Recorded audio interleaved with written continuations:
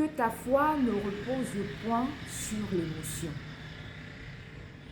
Alors, lorsque le Seigneur Jésus-Christ se rendait à Jérusalem, là-bas la Bible nous dit qu'il a guéri beaucoup de personnes et que à cause de ces miracles qu'il avait opérés, beaucoup de gens ont cru en lui.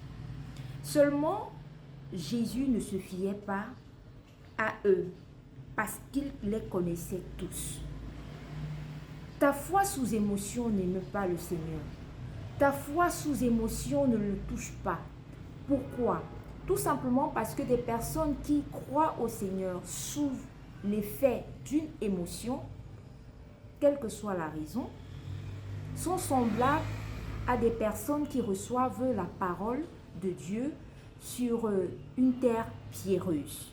Alors, là-bas, Jésus explique quoi? Il faut qu'on fasse un détour dans la parabole du semeur pour le deuxième cas.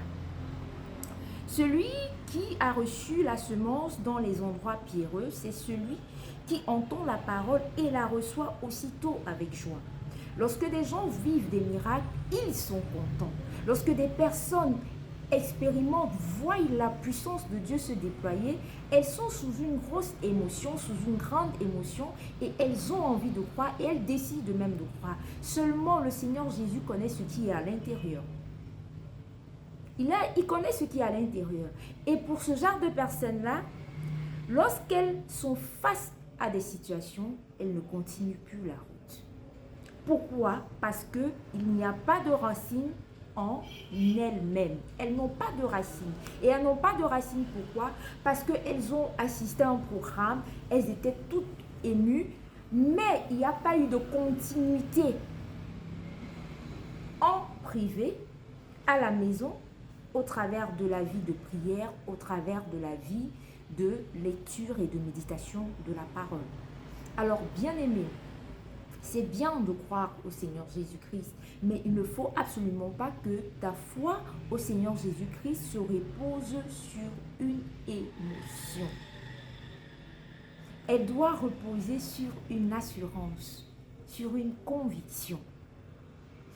Parce que lorsqu'il y a cette conviction, au moment de l'épreuve, Jésus ne devient pas pour toi une occasion de chute.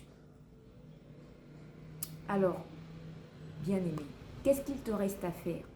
Entretiens donc cette foi-là au travers de la lecture de la parole de Dieu et de ta vie de prière.